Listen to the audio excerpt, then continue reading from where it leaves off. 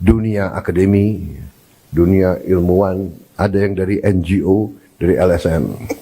Tapi begitu kita sudah disumpah, begitu kita menjabat sebagai pejabat negara, orientasi kita, kepentingan kita adalah untuk negara. Dan untuk itu saya ucapkan terima kasih karena saya rasakan walaupun begitu banyak tokoh-tokoh dari berbagai latar belakang, tapi yang saya rasakan sekarang orientasi kita adalah kepentingan negara, kepentingan rakyat. Dan saya kira ini dirasakan oleh rakyat kita. Saudara-saudara, dari hasil sementara kita merasakan bahwa pemerintah kita efektif. Di akhir tahun 24, liburan hari Natal, tahun baru, berjalan dengan lancar, dengan aman.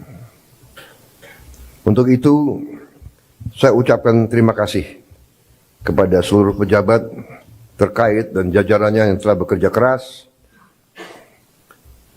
Menko Polkam, Menko Infrastruktur, Menko Pangan, semua Menko, Kapolri, Panglima TNI, yang bekerja keras menjamin keamanan, keselamatan, Menteri Perhubungan, Menteri BUMN, dan semua menteri-menteri lain yang saya monitor turun ke bawah, turun ke lapangan, monitor perkembangan. Kita juga membuktikan bahwa pemerintah kita efektif. Pemerintah kita bisa menjalankan administrasi negara dengan handal. Saudara-saudara, bagaimanapun di bulan-bulan yang kritis tersebut biasanya ditandai oleh banyak kecelakaan lalu lintas, ditandai oleh ketersediaan bahan pangan, bahan-bahan pokok yang penuh dengan fluktuasi harga dan sebagainya. Kali ini kita berhasil untuk menjalankan suatu keadaan yang stabil, penuh ketenangan, penuh kesejukan. Di tengah banyak dunia dilanda konflik, ketegangan, krisis, bahkan perang, kita mampu menjaga kesejukan, ketenangan, perdamaian di negara kita. Saudara-saudara sekalian, saya juga terima kasih dalam 3 bulan kita telah memberi bukti kepada rakyat kebijakan-kebijakan kita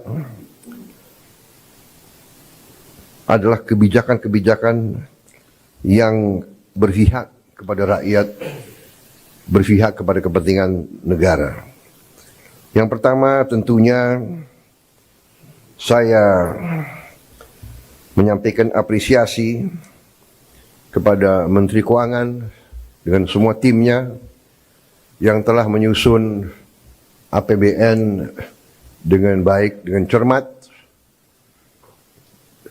kerja keras, karena saya terus-menerus monitor, saya terus-menerus menuntut penghematan, efisiensi. Saya menuntut keberanian memotong hal-hal yang tidak esensial. Saya tegaskan bahwa kriteria anggaran yang akan kita laksanakan, kriteria pertama adalah harus bisa menciptakan lapangan kerja. Sudah saya katakan berkali-kali. Kedua, harus meningkatkan produktivitas. Produktivitas ini harus bisa diukur dengan kuantifikasi. Berapa devisa yang dihasilkan? Berapa devisa yang dihemat?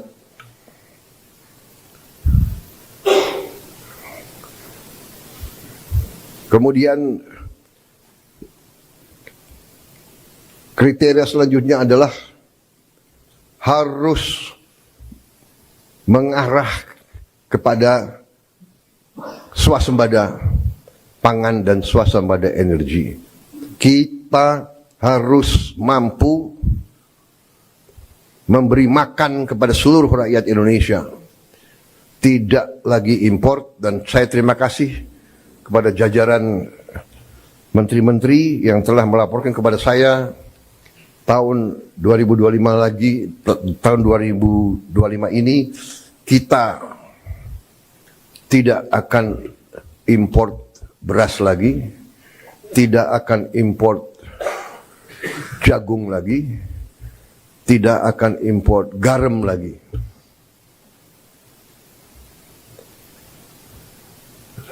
Artinya, target yang saya berikan kepada kabinet bahwa Indonesia kita harus swasembada pangan dalam waktu 4 tahun. Alhamdulillah, target itu bisa kita capai akhir 2025, paling lambat awal 2026. Jadi mungkin 3 tahun lebih cepat dari sasaran yang kita tetapkan. Artinya bahwa dengan niat baik, dengan kerja keras, ya, dengan orientasi kepada negara dan bangsa, kebijakan yang masuk akal akan membuahkan hasil yang cepat. Ini harus kita yakini.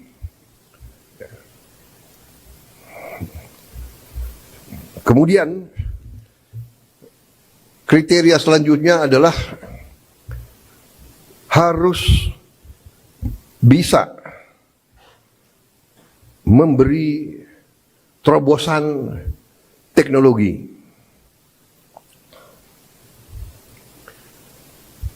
Dari prioritas kita itu, satu tadi bahwa harus menciptakan lapangan kerja. Tingkatkan produktivitas, swasembada pangan, swasembada energi.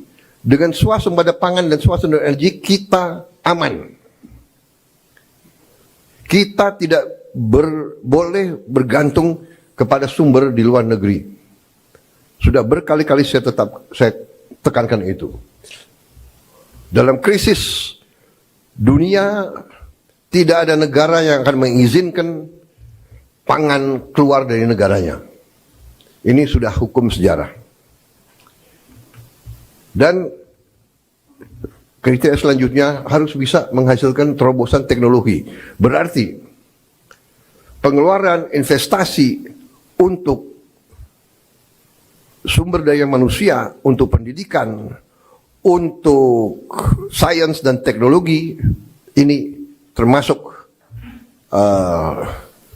sesuatu yang vital dan sesuatu yang harus kita jalankan. Jadi saudara-saudara, saya tegaskan kembali bahwa hal-hal di luar itu yang bersifat seremoni, upacara, merayakan ulang tahun ini, ulang tahun itu, hari ini, hari itu, kita tidak anggarkan. Perayaan sejarah, perayaan ulang tahun laksanakan secara sederhana di kantor, di ruangan. Kalau perlu yang hadir hanya 15 orang, sisanya di Vikonken.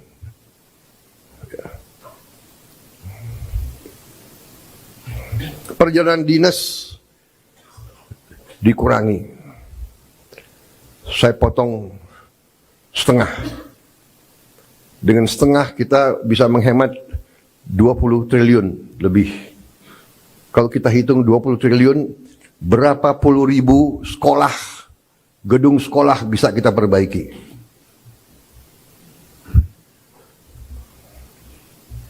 Jadi saya katakan benar-benar bahwa saya sangat serius dalam hal ini.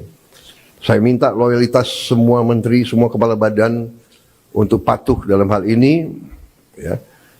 Dan saya terima kasih kepada tim keuangan yang telah menjalankan penyisiran, kajian terhadap anggaran sampai serinci-rincinya. Kalau tidak salah, mungkin sampai satuan ke-9 kalau tidak salah. Mungkin pertama kali dalam sejarah, ya, Presiden Republik Indonesia mengecek sampai satuan ke-9. Jadi saudara-saudara pun mungkin tidak tahu anggaran-anggaran tersebut, ya. Karena kita sudah lama jadi orang Indonesia. Tapi ini saya kira sesuatu yang membanggakan. Dengan demikian kita bisa bekerja dengan sangat cepat. Saudara, program makan bergizi kita berjalan. Alhamdulillah, kita telah luncurkan tanggal 6 Januari yang lalu. Sampai sekarang berhasil melayani 650.000 anak-anak kita di 31 provinsi. Ini berkat kerja keras banyak pihak, ya, Kepala Badan Gizi, jajarannya, Mendagri, Menteri Pendidikan Dasar dan Menengah, Menteri Bappenas, Menteri Desa, Menteri BUMN, Menteri Kesehatan, Panglima TNI, Kapolri, para kepala sekolah, para gubernur, bupati, tentunya Menteri Keuangan. Dan untuk Januari sampai April 2025, program ini sasarannya adalah 3 juta anak. Bulan April sampai Agustus 2025 akan menuju 6 juta anak. September kita harapkan 15 juta anak. Dan akhir 2025 target kita adalah semua anak-anak Indonesia bisa dapat makanan bergizi. Saudara-saudara, terima kasih kerjasama ini. Seluruh kementerian lembaga ikut mengamankan dan menyukseskan program ini.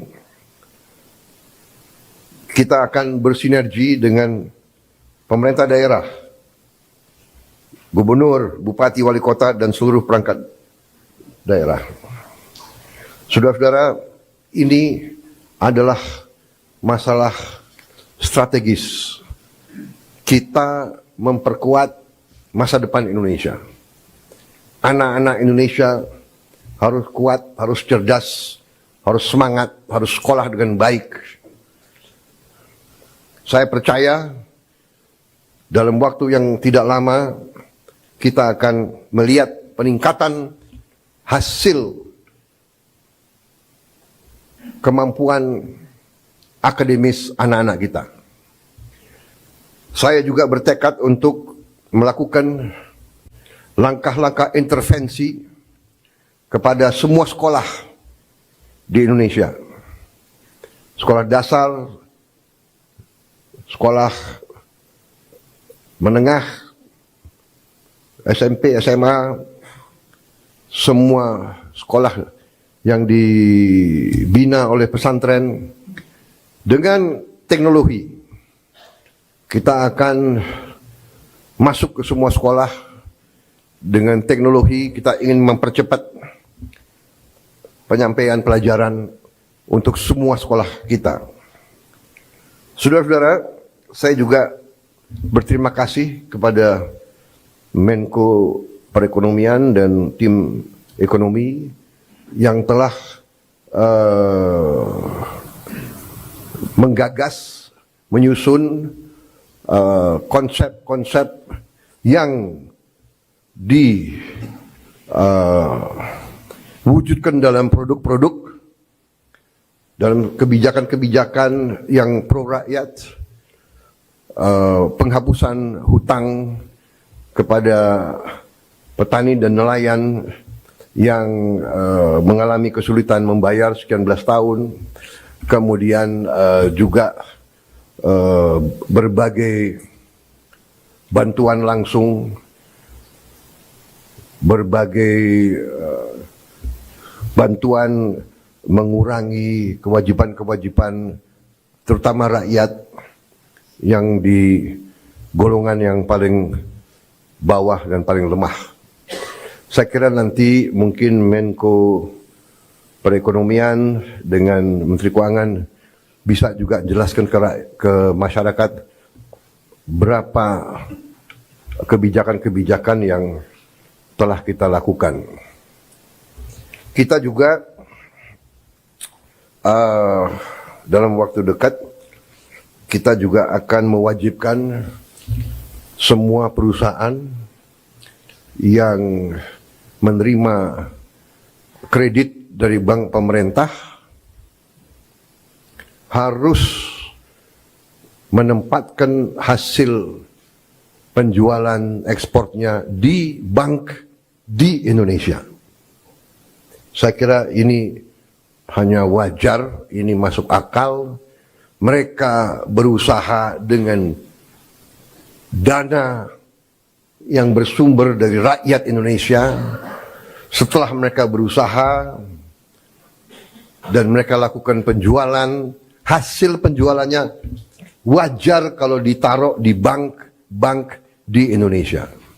Ini saya kira segera akan keluar dan akan berlaku kurang lebih 1 bulan yang akan datang. Ya. Jadi ini adalah sesuatu yang logis, yang masuk akal. Kemudian saya juga sudah memberi keputusan kepada unsur penegak hukum, Jaksa Agung, BPKP, Kapolri, dan Panglima TNI untuk menegakkan hukum dan aturan khususnya bagi perusahaan-perusahaan yang melanggar ketentuan-ketentuan pertanahan dan hutan. Ketentuan-ketentuan kita harus dipatuhi. Tidak ada yang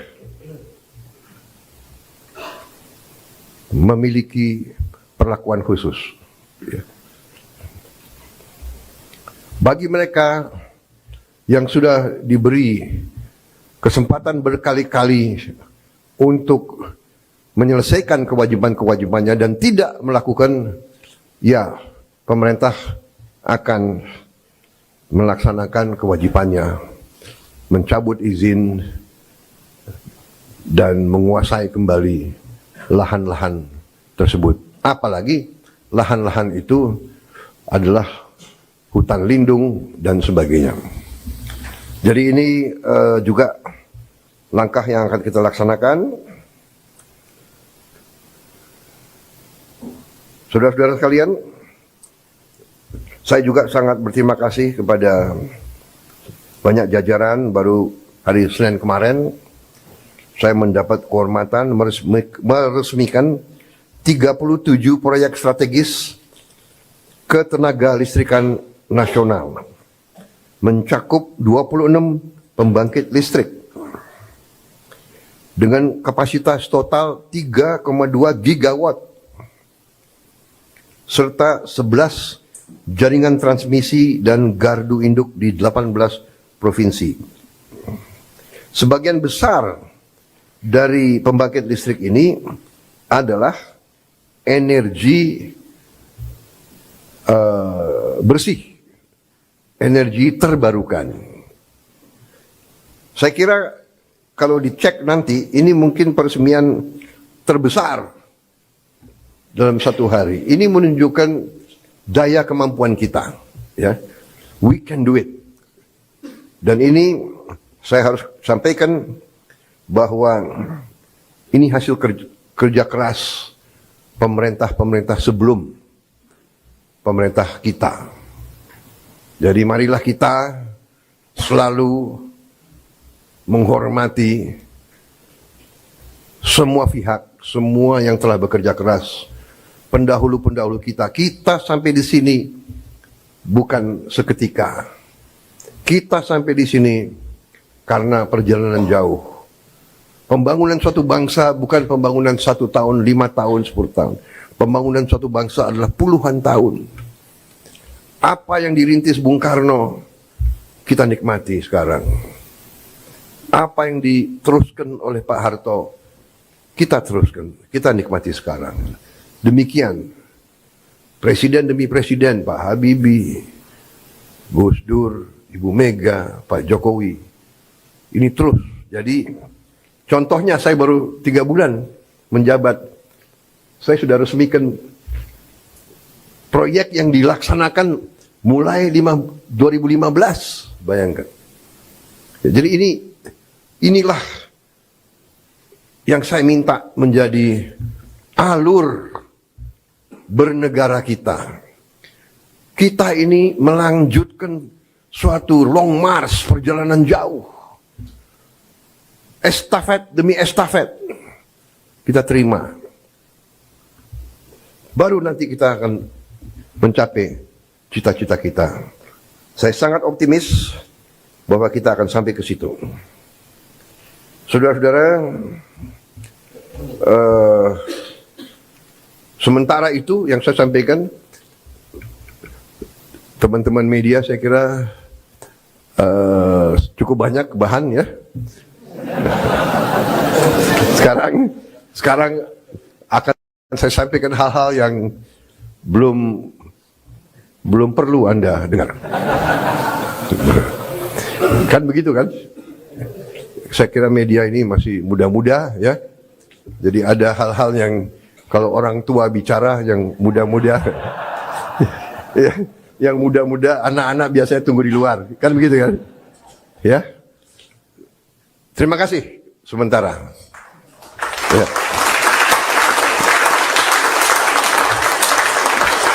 Paling lama ini ya.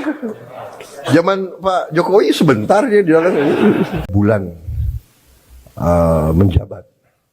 Setelah saya dilantik tanggal 20 Oktober yang lalu, kemudian saudara-saudara dilantik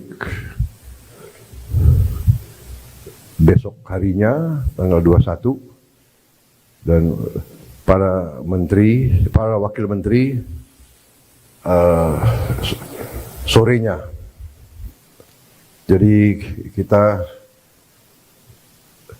resmi menjabat, menjalankan mandat dari rakyat 3 bulan.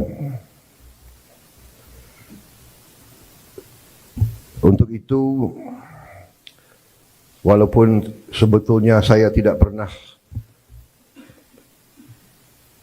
bekerja dengan target ratusan hari atau bulanan, tapi bagaimanapun itu merupakan suatu tonggak, suatu tahap yang kita selesaikan, dan untuk itu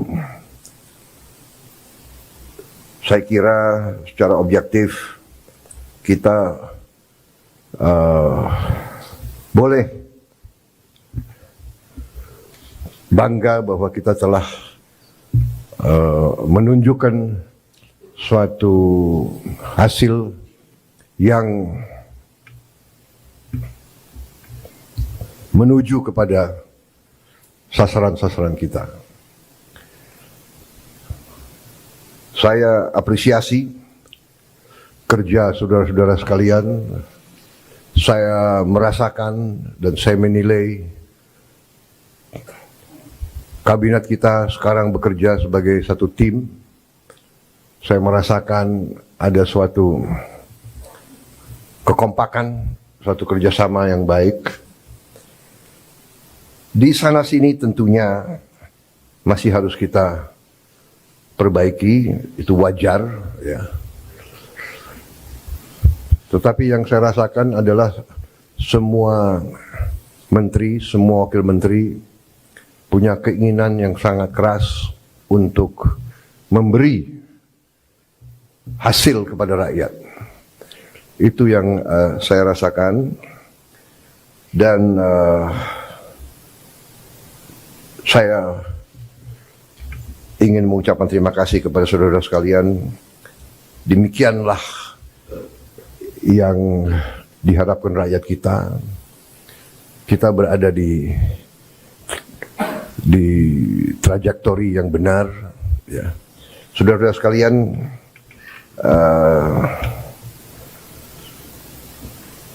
saya tadi pagi kebetulan berjumpa dengan Profesor Emil Salim, seorang senior, usianya 94 tahun, berkali-kali jadi menteri. Ya, beliau menyampaikan pesan-pesan, menyampaikan harapan-harapan, dan menyampaikan apa-apa yang beliau jadikan pegangan beliau.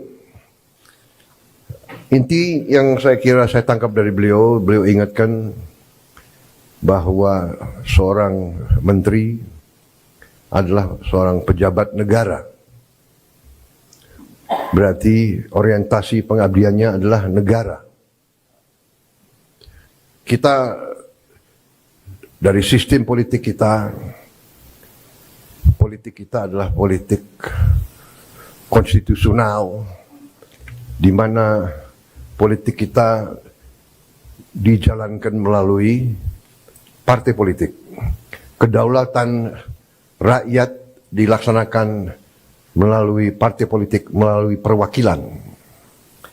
Dan itu benar bahwa sistem konstitusi kita bisa dikatakan adalah sistem campuran. Presidennya dipilih langsung dari rakyat, presidennya memiliki wewenang-wewenang presidensial,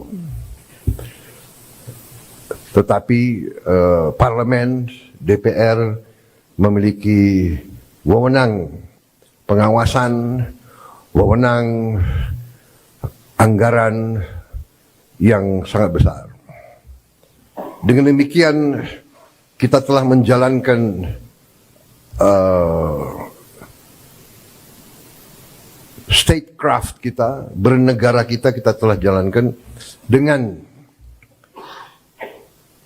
tahap demi tahap, tahun demi tahun, melalui pengalaman, melalui cobaan, melalui rintangan, tapi tahap demi tahap kita telah maju, telah menyelesaikan masalah-masalah bangsa dan masalah-masalah negara. Dengan demikian, saudara-saudara, apa kemarin apa yang tadi disampaikan sebagai harapan para senior kita diingatkan bahwa sebagai pejabat negara, orientasi kita pertama untuk negara. Kita memang ada yang berasal dari partai politik, ada yang berasal dari organisasi kemasyarakatan dan sebagainya. Ada yang berasal dari dunia akademi, dunia ilmuwan, ada yang dari NGO, dari LSM. Tapi begitu kita sudah disumpah, begitu kita menjabat sebagai pejabat negara, orientasi kita, kepentingan kita adalah untuk negara. Dan untuk itu saya ucapkan terima kasih karena saya rasakan walaupun begitu banyak tokoh-tokoh dari berbagai latar belakang, tapi yang saya rasakan sekarang orientasi kita adalah kepentingan negara, kepentingan rakyat. Dan saya kira ini dirasakan oleh rakyat kita. Saudara-saudara, dari hasil sementara kita merasakan bahwa pemerintah kita efektif. Di akhir tahun 24, liburan hari Natal, tahun baru, berjalan dengan lancar, dengan aman. Untuk itu, saya ucapkan terima kasih kepada seluruh pejabat terkait dan jajarannya yang telah bekerja keras, Menko Polkam, Menko Infrastruktur, Menko Pangan, semua Menko, Kapolri, Panglima TNI, yang bekerja keras menjamin keamanan, keselamatan, Menteri Perhubungan, Menteri BUMN, dan semua menteri-menteri lain yang saya monitor turun ke bawah, turun ke lapangan, monitor perkembangan. Kita juga membuktikan bahwa pemerintah kita efektif. Pemerintah kita bisa menjalankan administrasi negara dengan handal. Saudara-saudara, bagaimanapun di bulan-bulan yang kritis tersebut biasanya ditandai oleh banyak kecelakaan lalu lintas, ditandai oleh ketersediaan bahan pangan, bahan-bahan pokok yang penuh dengan fluktuasi harga dan sebagainya.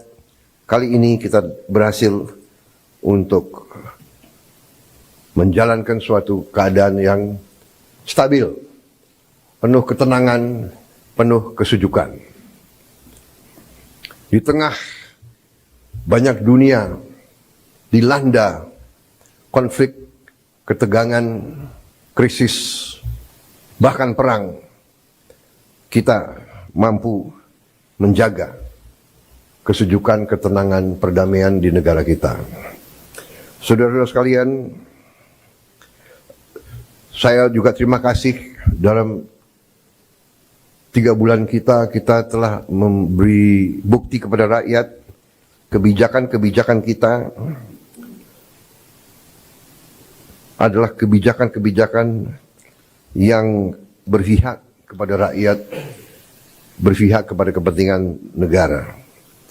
Yang pertama tentunya saya menyampaikan apresiasi kepada Menteri Keuangan dengan semua timnya yang telah menyusun APBN dengan baik, dengan cermat, kerja keras, karena saya terus-menerus monitor, saya terus-menerus menuntut penghematan, efisiensi.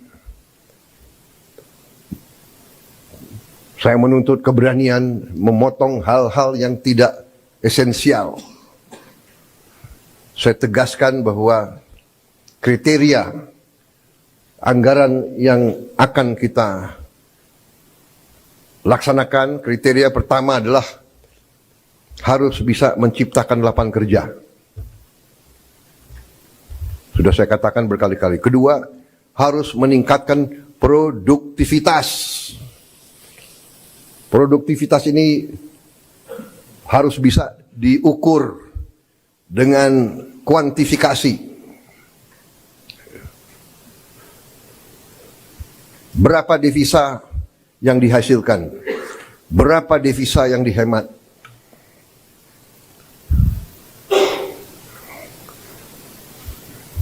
Kemudian kriteria selanjutnya adalah harus mengarah kepada swasembada pangan dan swasembada energi. Kita harus mampu memberi makan kepada seluruh rakyat Indonesia. Tidak lagi import, dan saya terima kasih kepada jajaran menteri-menteri yang telah melaporkan kepada saya tahun 2025 lagi, tahun 2025 ini kita tidak akan import beras lagi, tidak akan import jagung lagi, tidak akan import garam lagi.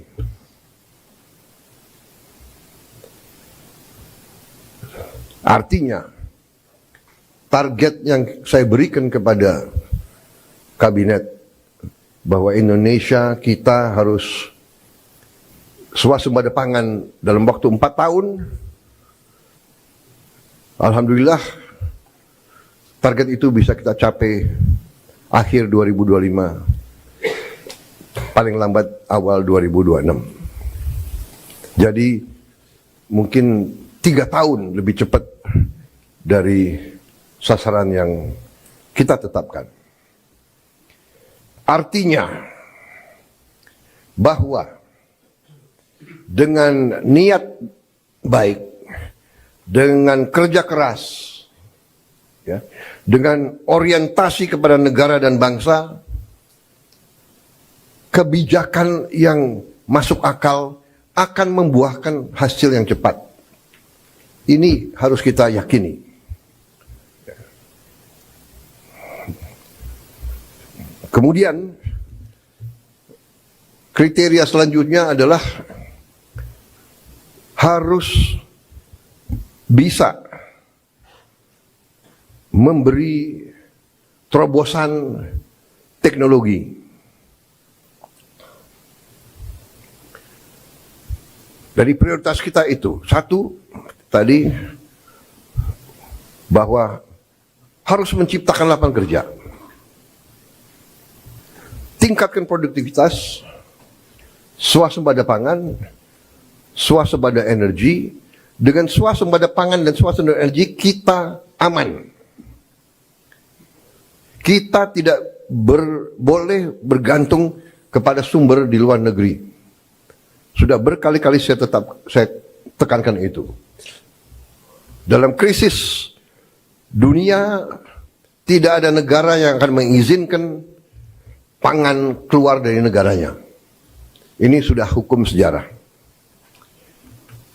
Dan kriteria selanjutnya harus bisa menghasilkan terobosan teknologi. Berarti pengeluaran investasi untuk sumber daya manusia, untuk pendidikan, untuk sains dan teknologi, ini termasuk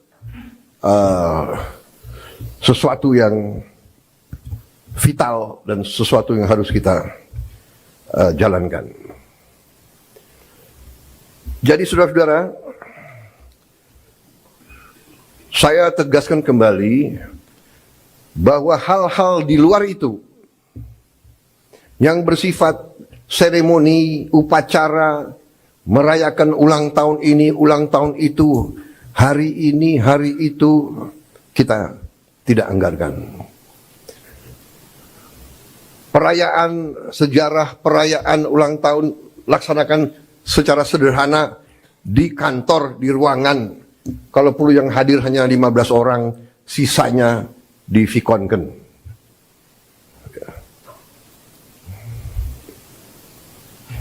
Perjalanan dinas dikurangi. Saya potong setengah. Dengan setengah kita bisa menghemat 20 triliun lebih. Kalau kita hitung 20 triliun, berapa puluh ribu sekolah, gedung sekolah bisa kita perbaiki.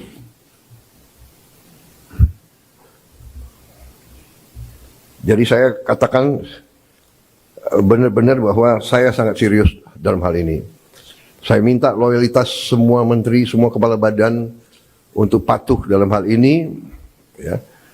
Dan saya terima kasih kepada tim keuangan yang telah menjalankan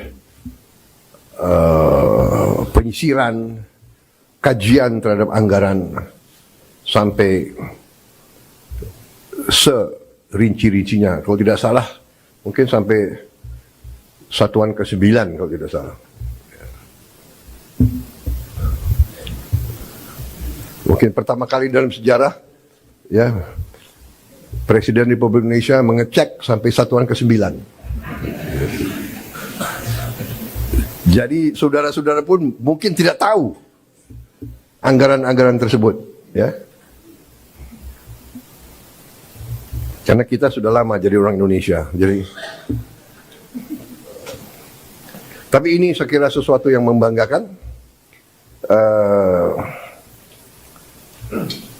Dengan demikian kita bisa bekerja dengan sangat cepat. Saudara, program makan bergizi kita berjalan. Alhamdulillah, kita telah luncurkan tanggal 6 Januari yang lalu. Sampai sekarang berhasil melayani 650.000 anak-anak kita di 31 provinsi.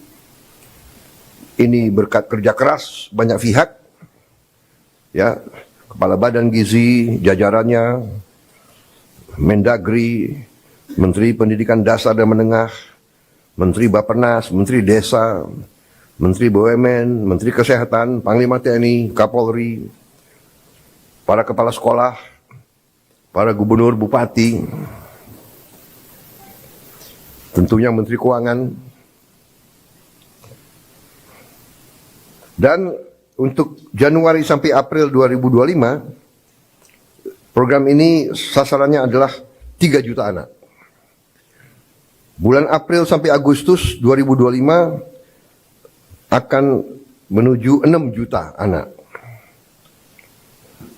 September kita harapkan 15 juta anak. Dan akhir 2025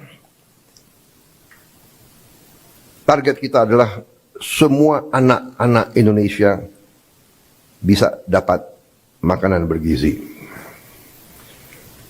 Saudara-saudara, terima kasih kerjasama ini.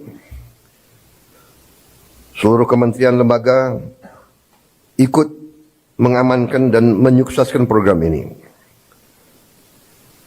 Kita akan bersinergi dengan pemerintah daerah, gubernur, bupati, wali kota, dan seluruh perangkat daerah. Saudara-saudara, ini adalah masalah strategis. Kita memperkuat masa depan Indonesia. Anak-anak Indonesia harus kuat, harus cerdas, harus semangat, harus sekolah dengan baik. Saya percaya dalam waktu yang tidak lama kita akan melihat peningkatan hasil kemampuan akademis anak-anak kita. Saya juga bertekad untuk melakukan langkah-langkah intervensi kepada semua sekolah di Indonesia. Sekolah dasar, sekolah menengah, SMP, SMA, semua sekolah yang dibina oleh pesantren dengan teknologi. Kita akan masuk ke semua sekolah dengan teknologi. Kita ingin mempercepat penyampaian pelajaran untuk semua sekolah kita. Saudara-saudara, saya juga berterima kasih kepada Menko Perekonomian dan tim ekonomi yang telah menggagas, menyusun konsep-konsep yang diwujudkan dalam produk-produk, dalam kebijakan-kebijakan yang pro rakyat, penghapusan hutang kepada petani dan nelayan yang mengalami kesulitan membayar sekian belas tahun, kemudian juga berbagai bantuan langsung, berbagai bantuan mengurangi kewajiban-kewajiban terutama rakyat yang di golongan yang paling bawah dan paling lemah. Saya kira nanti mungkin Menko Perekonomian dengan Menteri Keuangan bisa juga jelaskan ke masyarakat berapa kebijakan-kebijakan yang telah kita lakukan. Kita juga dalam waktu dekat kita juga akan mewajibkan semua perusahaan yang menerima kredit dari bank pemerintah harus menempatkan hasil penjualan ekspornya di bank di Indonesia. Saya kira ini hanya wajar, ini masuk akal. Mereka berusaha dengan dana yang bersumber dari rakyat Indonesia. Setelah mereka berusaha dan mereka lakukan penjualan, hasil penjualannya wajar kalau ditaruh di bank di Indonesia. Ini saya kira segera akan keluar dan akan berlaku kurang lebih 1 bulan yang akan datang. Ya. Jadi ini adalah sesuatu yang logis, yang masuk akal. Kemudian saya juga sudah memberi keputusan kepada unsur penegak hukum, Jaksa Agung, BPKP, Kapolri, dan Panglima TNI untuk menegakkan hukum dan aturan khususnya bagi perusahaan-perusahaan yang melanggar ketentuan-ketentuan pertanahan dan hutan. Ketentuan-ketentuan kita harus dipatuhi. Tidak ada yang memiliki perlakuan khusus. Bagi mereka yang sudah diberi kesempatan berkali-kali untuk menyelesaikan kewajiban-kewajibannya dan tidak melakukan, ya pemerintah akan melaksanakan kewajibannya, mencabut izin dan menguasai kembali lahan-lahan tersebut. Apalagi lahan-lahan itu adalah hutan lindung dan sebagainya. Jadi ini juga langkah yang akan kita laksanakan. Saudara-saudara sekalian, saya juga sangat berterima kasih kepada banyak jajaran. Baru hari Senin kemarin saya mendapat kehormatan meresmikan 37 proyek strategis ketenaga listrikan nasional, mencakup 26 pembangkit listrik dengan kapasitas total 3,2 gigawatt serta 11 jaringan transmisi dan gardu induk di 18 provinsi. Sebagian besar dari pembangkit listrik ini adalah energi bersih, energi terbarukan. Saya kira kalau dicek nanti, ini mungkin peresmian terbesar dalam satu hari. Ini menunjukkan daya kemampuan kita, ya. We can do it. Dan ini saya harus sampaikan bahwa ini hasil kerja keras pemerintah-pemerintah sebelum pemerintah kita. Jadi marilah kita selalu menghormati semua pihak, semua yang telah bekerja keras pendahulu-pendahulu kita. Kita sampai di sini bukan seketika. Kita sampai di sini karena perjalanan jauh. Pembangunan suatu bangsa bukan pembangunan 1 tahun, 5 tahun, 10 tahun. Pembangunan suatu bangsa adalah puluhan tahun. Apa yang dirintis Bung Karno, kita nikmati sekarang. Apa yang diteruskan oleh Pak Harto, kita teruskan, kita nikmati sekarang. Demikian, presiden demi presiden, Pak Habibie, Gus Dur, Ibu Mega, Pak Jokowi, ini terus. Jadi, contohnya saya baru 3 bulan menjabat, saya sudah resmikan proyek yang dilaksanakan mulai 2015, bayangkan. Jadi inilah yang saya minta menjadi alur bernegara kita. Kita ini melanjutkan suatu long march, perjalanan jauh. Estafet demi estafet kita terima. Baru nanti kita akan mencapai cita-cita kita. Saya sangat optimis bahwa kita akan sampai ke situ. Saudara-saudara, sementara itu yang saya sampaikan, teman-teman media saya kira cukup banyak bahan ya. Sekarang akan saya sampaikan hal-hal yang belum perlu Anda dengar. Kan begitu kan? Saya kira media ini masih muda-muda ya. Jadi ada hal-hal yang kalau orang tua bicara yang muda-muda ya, yang muda-muda anak-anak biasanya tunggu di luar. Kan begitu kan? Ya. Terima kasih sementara. Ya.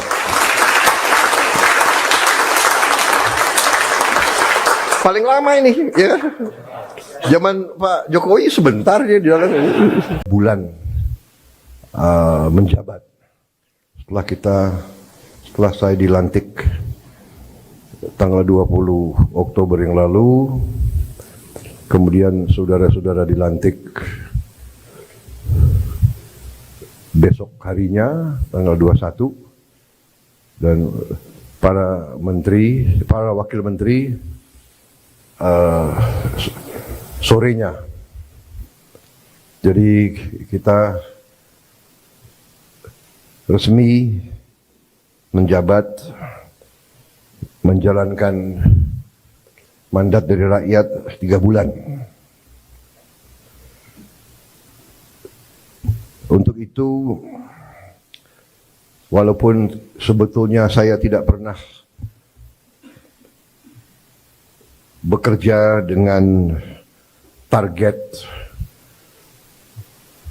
ratusan hari atau bulanan, tapi bagaimanapun itu merupakan suatu tonggak, suatu tahap yang kita selesaikan, dan untuk itu saya kira secara objektif kita boleh bangga bahwa kita telah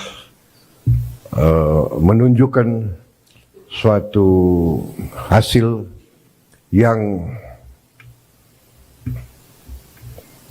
menuju kepada sasaran-sasaran kita. Saya apresiasi kerja saudara-saudara sekalian. Saya merasakan dan saya menilai kabinet kita sekarang bekerja sebagai satu tim. Saya merasakan ada suatu kekompakan, suatu kerjasama yang baik. Di sana sini tentunya masih harus kita perbaiki, itu wajar ya. Tetapi yang saya rasakan adalah semua menteri, semua wakil menteri punya keinginan yang sangat keras untuk memberi hasil kepada rakyat. Itu yang saya rasakan. Dan saya ingin mengucapkan terima kasih kepada saudara sekalian. Demikianlah yang diharapkan rakyat kita. Kita berada di trajektori yang benar. Ya. Saudara-saudara sekalian,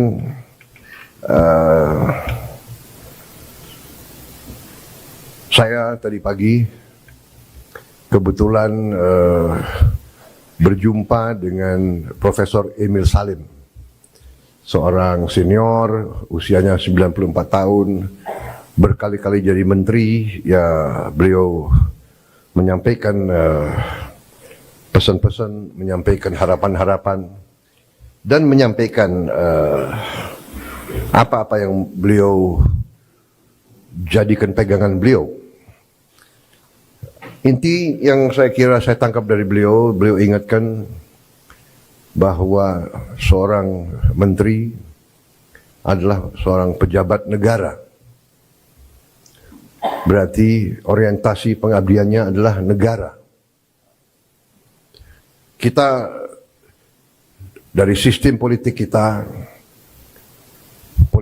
adalah politik konstitusional, di mana politik kita dijalankan melalui partai politik. Kedaulatan rakyat dilaksanakan melalui partai politik, melalui perwakilan. Dan itu benar bahwa sistem konstitusi kita bisa dikatakan adalah sistem campuran. Presidennya dipilih langsung dari rakyat, presidennya memiliki wewenang-wewenang presidensial, tetapi parlemen, DPR memiliki wewenang pengawasan, wewenang anggaran yang sangat besar. Dengan demikian, kita telah menjalankan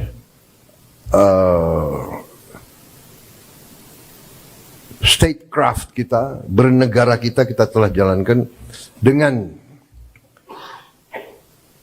tahap demi tahap, tahun demi tahun, melalui pengalaman, melalui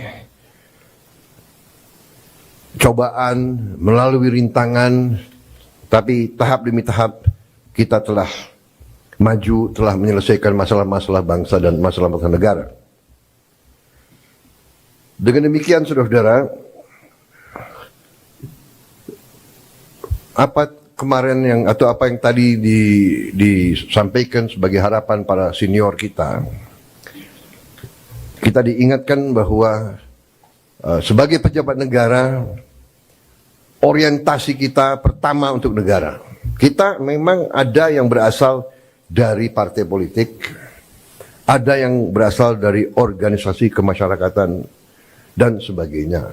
Ada yang berasal dari dunia akademi, dunia ilmuwan, ada yang dari NGO, dari LSM. Tapi begitu kita sudah disumpah, begitu kita menjabat sebagai pejabat negara, orientasi kita, kepentingan kita adalah untuk negara. Dan untuk itu saya ucapkan terima kasih karena saya rasakan walaupun begitu banyak tokoh-tokoh dari berbagai latar belakang, tapi yang saya rasakan sekarang orientasi kita adalah kepentingan negara, kepentingan rakyat. Dan saya kira ini dirasakan oleh rakyat kita. Saudara-saudara, dari hasil sementara kita merasakan bahwa pemerintah kita efektif. Di akhir tahun 24, liburan hari Natal, tahun baru, berjalan dengan lancar, dengan aman. Untuk itu, saya ucapkan terima kasih kepada seluruh pejabat terkait dan jajarannya yang telah bekerja keras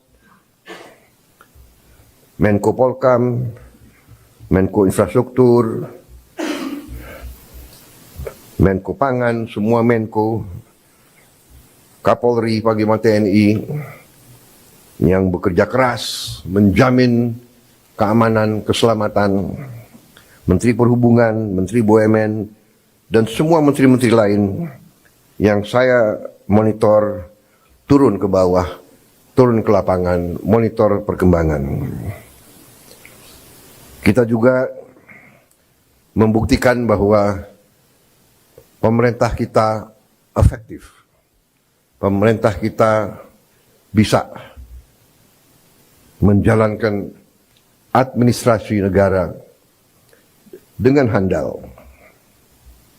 Saudara-saudara, bagaimanapun di bulan-bulan yang kritis tersebut biasanya ditandai oleh banyak kecelakaan lalu lintas, ditandai oleh ketersediaan bahan pangan, bahan-bahan pokok yang penuh dengan fluktuasi harga dan sebagainya. Kali ini kita berhasil untuk menjalankan suatu keadaan yang stabil, penuh ketenangan, penuh kesejukan. Di tengah banyak dunia dilanda konflik, ketegangan, krisis, bahkan perang, kita mampu menjaga kesejukan, ketenangan, perdamaian di negara kita. Saudara-saudara sekalian, saya juga terima kasih dalam 3 bulan kita telah memberi bukti kepada rakyat kebijakan-kebijakan kita adalah kebijakan-kebijakan yang berpihak kepada rakyat, berpihak kepada kepentingan negara.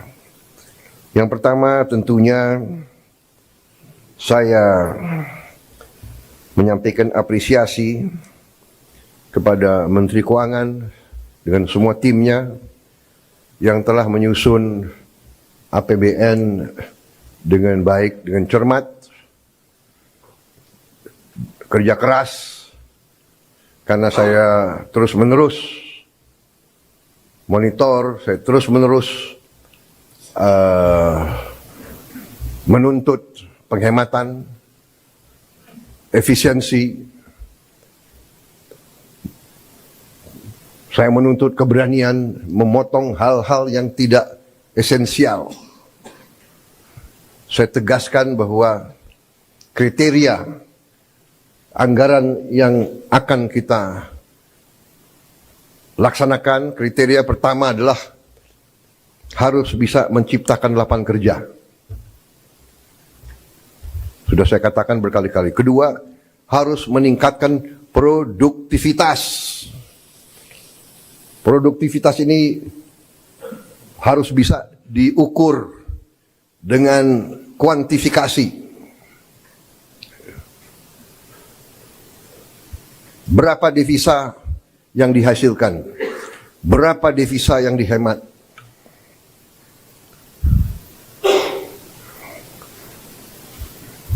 Kemudian kriteria selanjutnya adalah harus mengarah kepada swasembada pangan dan swasembada energi. Kita harus mampu memberi makan kepada seluruh rakyat Indonesia.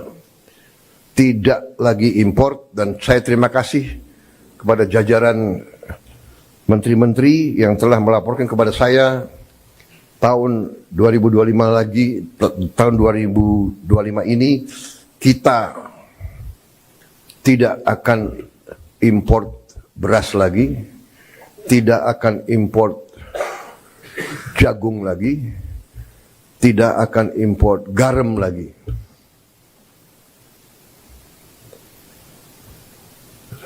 Artinya, target yang saya berikan kepada kabinet bahwa Indonesia kita harus swasembada pangan dalam waktu 4 tahun. Alhamdulillah target itu bisa kita capai akhir 2025, paling lambat awal 2026.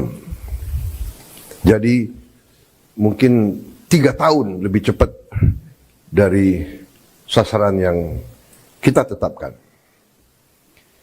Artinya bahwa dengan niat baik, dengan kerja keras, ya, dengan orientasi kepada negara dan bangsa,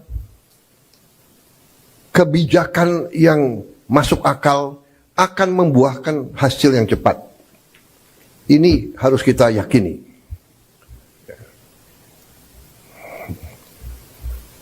Kemudian kriteria selanjutnya adalah harus bisa memberi terobosan teknologi. Dari prioritas kita itu, satu tadi bahwa harus menciptakan lapangan kerja, tingkatkan produktivitas, swasembada pangan, swasembada energi. Dengan swasembada pangan dan swasembada energi kita aman. Kita tidak boleh bergantung kepada sumber di luar negeri. Sudah berkali-kali saya tekankan itu. Dalam krisis dunia tidak ada negara yang akan mengizinkan pangan keluar dari negaranya. Ini sudah hukum sejarah.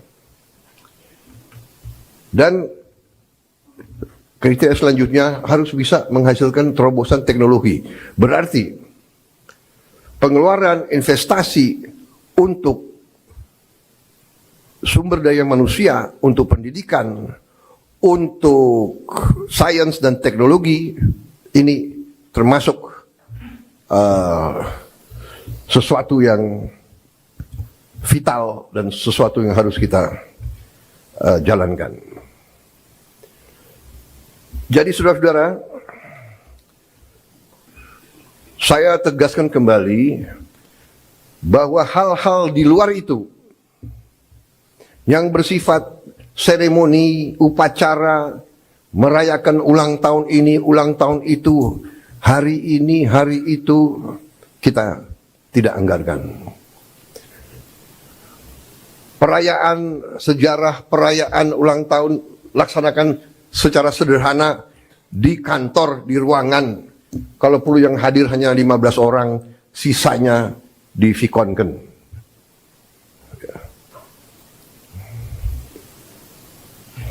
Perjalanan dinas dikurangi. Saya potong setengah. Dengan setengah kita bisa menghemat 20 triliun lebih. Kalau kita hitung 20 triliun, berapa puluh ribu sekolah, gedung sekolah bisa kita perbaiki.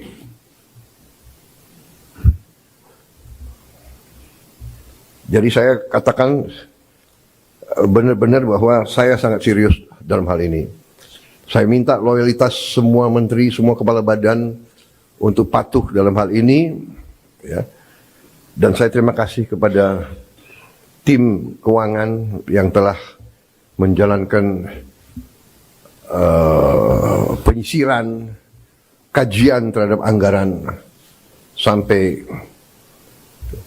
serinci-rincinya. Kalau tidak salah, mungkin sampai satuan ke-9 kalau tidak salah. Mungkin pertama kali dalam sejarah, ya, Presiden Republik Indonesia mengecek sampai satuan ke-9. Jadi saudara-saudara pun mungkin tidak tahu anggaran-anggaran tersebut, ya. Karena kita sudah lama jadi orang Indonesia. Tapi ini saya kira sesuatu yang membanggakan. Dengan demikian kita bisa bekerja dengan sangat cepat. Saudara, program makan bergizi kita berjalan. Alhamdulillah, kita telah luncurkan tanggal 6 Januari yang lalu.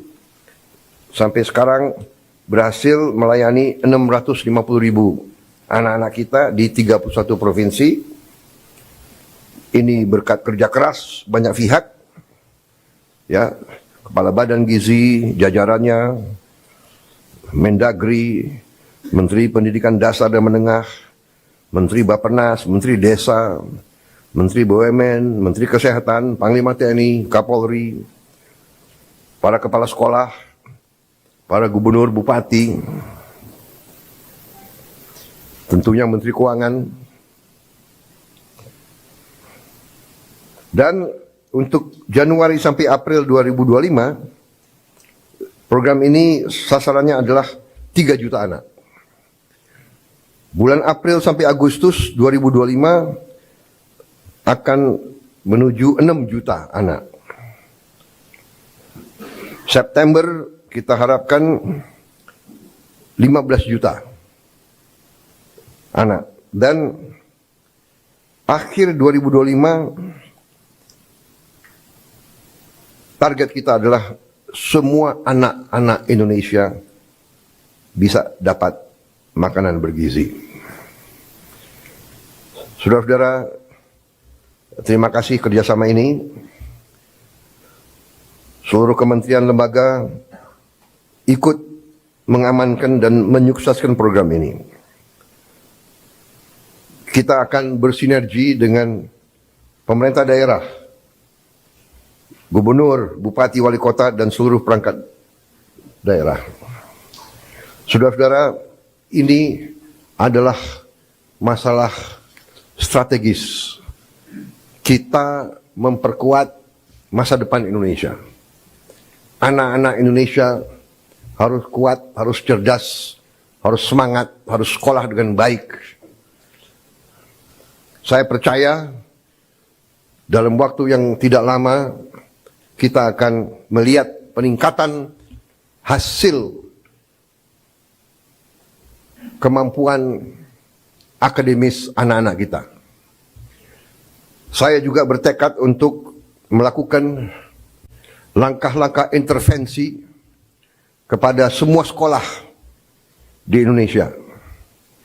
Sekolah dasar, sekolah menengah, SMP, SMA, semua sekolah yang dibina oleh pesantren dengan teknologi.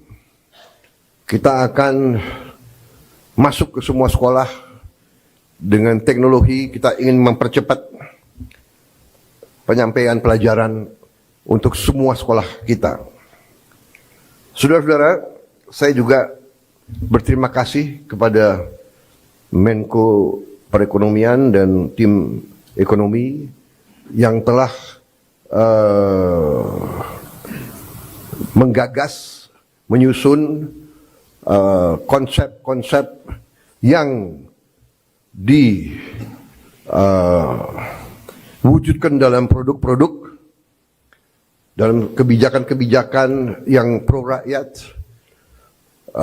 penghapusan hutang kepada petani dan nelayan yang mengalami kesulitan membayar sekian belas tahun, kemudian juga berbagai bantuan langsung